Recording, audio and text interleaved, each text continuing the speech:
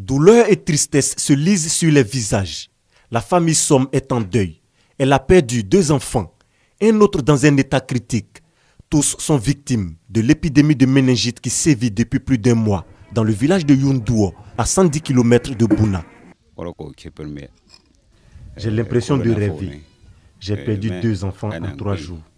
Actuellement, il y a un autre qui est couché à l'hôpital. J'arrive pas à comprendre ce qui se passe. C'est la désolation dans tout le village. 18 morts ont été enregistrés. Plusieurs autres personnes encore hospitalisées. L'inquiétude gagne du terrain chez les populations qui parlent de maladies mystérieuses. On ne sait pas d'où vient cette maladie. C'est du jamais vu. Depuis moi je suis né, je n'ai jamais vu un village comme ça durant 1 mois. Le décès successivement. Et la personne c'est la tête c'est le cou c'est la poitrine, les côtes. En même temps, dans le coma, la personne meurt. C'est du jamais vu. Mal de tête, douleur à la poitrine, fièvre.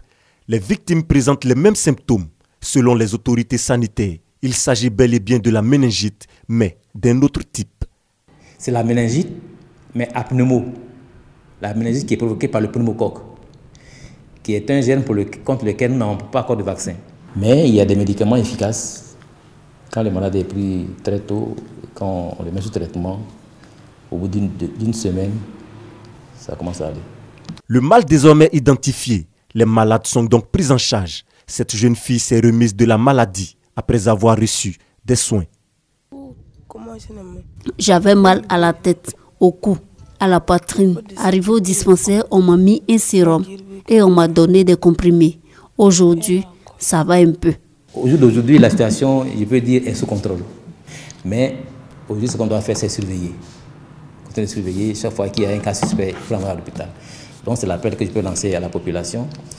Dès qu'ils se trouvent confrontés à ces signes-là, que nous appelons des signes dus à la méningite, qu'ils se rendent rapidement au centre de santé. La situation sous contrôle, mais les habitants de Youndouo vivent dans la psychose. Leur souhait, être débarrassés de cette maladie qui a endeuillé plusieurs familles.